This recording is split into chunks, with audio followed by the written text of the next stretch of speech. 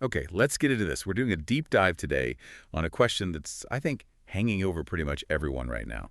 Students, professionals, everyone. Right. What is the real cognitive cost of relying on large language models, LLMs like ChatGPT, for complex learning, specifically for something like essay writing? And that's the core mission of the source material we're looking at today. It's a big 4-month-long study from the MIT Media Lab, and it was designed to measure exactly that. Not just, did you get a good grade? No, this is deeper. This is asking, does AI actually help you learn? Exactly. It's looking at the mechanics of learning in the brain itself. So lay out the experiment for us. How did they structure it? Well, they took 54 participants, and they split them into 3 distinct groups. Okay, 3 groups. Yeah, over 4 sessions, all writing essays on the same topics. First, you had the LLM group. They could only use OpenAI's GPT-4o for how. Oh, a pure AI group. Got it. Then you had the control, the search engine group. They were using, regular search engines like Google. But, and this is key, with a filter that blocked any AI-generated summaries or answers. Oh, interesting. So no shortcuts. And the third group. The purist control, the brain-only group, no external tools allowed, just what was in their head. Wow. And they measured everything, right? Everything. They went so deep, they tracked neural activity with EEGs to map brain communication. So actually see what the brain is doing. Yep. Then they did deep linguistic analysis on the essays themselves, and of course, traditional scoring from human teachers and also an AI judge. So the big question, what was the headline finding? I mean, it really flips the script on the whole efficiency argument. Sure, the LLM made the task feel easier at first. It reduced some of that cognitive friction. Oh, wow. But over time, the LLM group consistently performed worse than the brain-only group. And not just by one metric, but across all 3, neural, linguistic, and scoring. The short-term gain became a long-term cost. A cognitive debt. Let's start with the most immediate proof of that. The behavioral toll. You use the tool and your memory just vanishes. It was almost instant. After the very first session, they asked everyone a simple question. Can you quote a sentence from the essay you just wrote? Just to see if anything stuck? Exactly. And the LLM group, it showed a profound deficit right away. How bad was it? It was staggering. In that group, 83.3% of the participants, that's 15 out of 18 people, could not give a correct quote. 83%. Wow. And the other groups? In the search engine and brain-only groups, only about 11% had trouble. It's a huge difference. And the study makes a point about precision, too. Oh, yeah. This really hammers it home. In that first session, 0 participants in the LLM group produced a perfectly correct quote. It wasn't just, fuzzy recall. It was a near total failure of that information to move from the screen into long-term memory. That speaks to what the study calls the fragmentation of ownership. Yes, diminished cognitive agency. If you build a house yourself, you know where every single pipe and wire is. But if you just get a robot to do it and you approve the final product, You have no idea how it's actually put together. you don't internalize the structure. And that's exactly what the interview showed. They asked everyone, how much of the essay was yours? And the brain-only group. They claimed full ownership, almost unanimously. 16 out of 18. They felt, this is my work. But the LLM group was all over the place. Completely fractured. A few claimed full ownership, but then you had 3 people claim no ownership at all. Most were somewhere in the middle, saying things like, oh, it was 50-50 or 90% mine. It's like this vague sense of collaboration that just erodes your feeling of agency. And some of them even said the writing felt robotic, right? Like they felt guilty using it. That's right. It's the hidden cost of convenience. The second you hand off that core task of synthesis, you lose the step where knowledge actually becomes yours. That makes so much sense.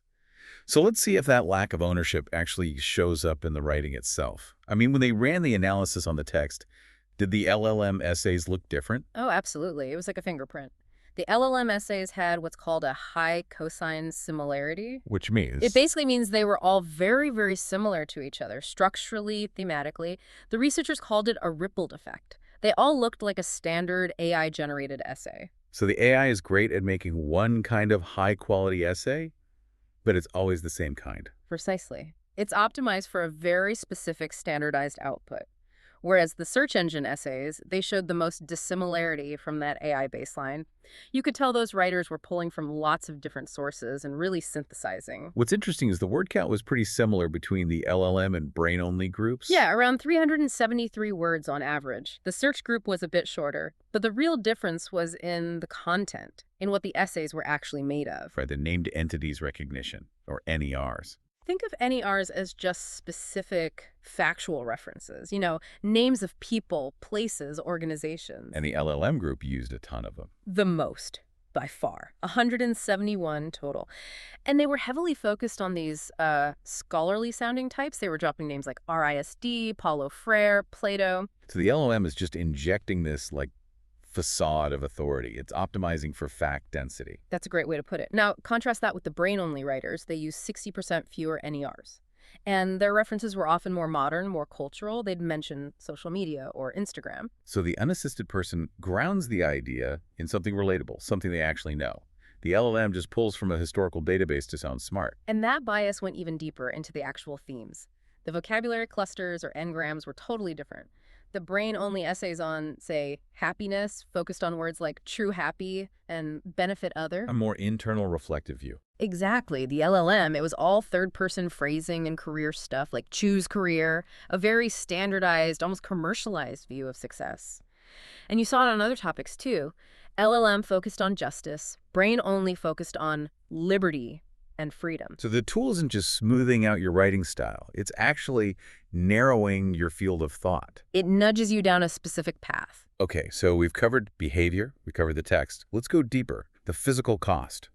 What were the EEGs telling us about what was happening inside their brains? This is where you can actually see the cognitive effort, or lack of it.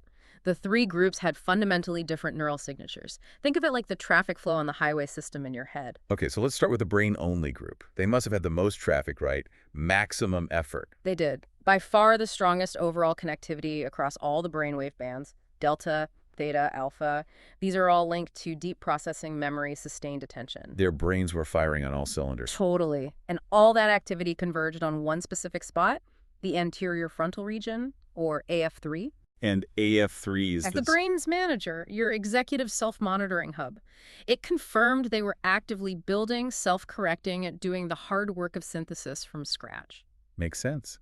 What about the search engine group? They were processing a lot of visual information. And their brain scans showed exactly that. They were like a hybrid.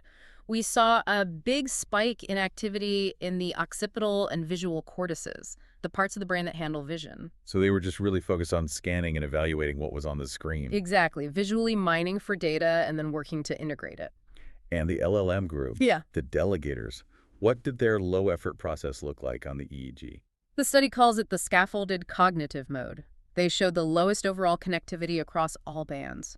Their brain traffic was just minimal. So if the brain-only group was a busy city network and the search group was intensely focused on the visual highway, the LLM group was just sort of idling? That's a perfect analogy. It suggests that they didn't need to do that prolonged visual search or, more importantly, build complex ideas from their own internal knowledge. They were just integrating suggestions. Very little deep processing required. Just checking boxes instead of really engaging. And this deferral of effort is what leads to this long-term cognitive debt. Let's talk about session 4. This is where they switch the groups up. This is the critical test, yeah. They took the LLM-dependent folks and took the AI away, and they gave the brain-only users the AI for the first time. So let's start with that group, brain to LLM.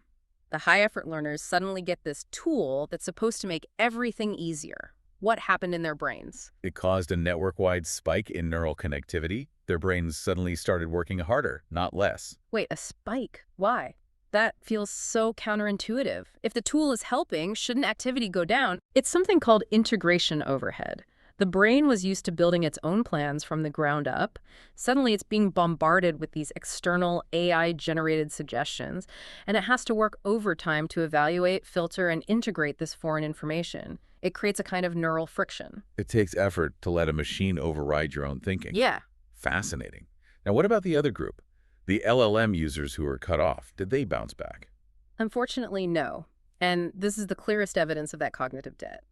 Behaviorally, they still showed deficits in quoting accuracy. The memory impairment didn't just reset. The mental muscle had atrophied and stayed that way. Pretty much. And linguistically, they kept reusing the same LLM-specific vocabulary from their earlier essays. It suggests that relying on the tool had created these really narrow intellectual pathways. When they were forced to go it alone, they just fell back on the handful of ideas the AI had given them before. So the debt they accumulated actually hurt their ability to perform on their own later. That's the crux of it. And you even see this reflected in the final essay scores. Right, the AI judge versus the human teachers. The AI judge loved the LLM essays. It consistently scored them higher, around a 4 or 5. It recognized the fluency, the structure, Yeah. all the things an LLM is optimized to produce. But the humans in the loop, the teachers, they saw something else. They were much more critical. They gave lower scores, between a 3 and 4. And crucially, they often noted a distinctive writing style for the LLM group. Without even knowing who was in which group, they could just feel that standardized, rippled quality. The difference between statistical perfection and a real human voice. There's one last cost we have to mention, and it's one we often forget: the environmental cost. Right, this adds a whole other layer. A standard search query on Google uses about 0.03 watt-hours of energy. It's tiny. Almost nothing. But an LLM query. That's a different story. It uses about 10 times more energy, around 0.3 watt-hours per query. So cognitive ease for us is directly tied to a massive increase in computational demand and a much higher environmental price. It really forces you to ask if the trade-off is worth it. This whole deep dive is, well, it's pretty sobering. The study makes it clear that LLMs offer this incredible convenience. They reduce that friction to get an answer. But that convenience could be fostering an intellectual echo chamber. And worse, it might be leading to actual cognitive atrophy. That cognitive debt is real. When you outsource the hard work of synthesis and memory, you risk giving up your own intellectual autonomy. So we want to leave you with a final thought, a provocative question to take with you. Given the proven speed and convenience of these tools, how do you make sure that the ease doesn't overshadow the difficult, critical effort that you need for true understanding? Where do you personally draw the line between using a tool for performance and making sure you're still using your own brain for deep, meaningful learning? It's something to think about.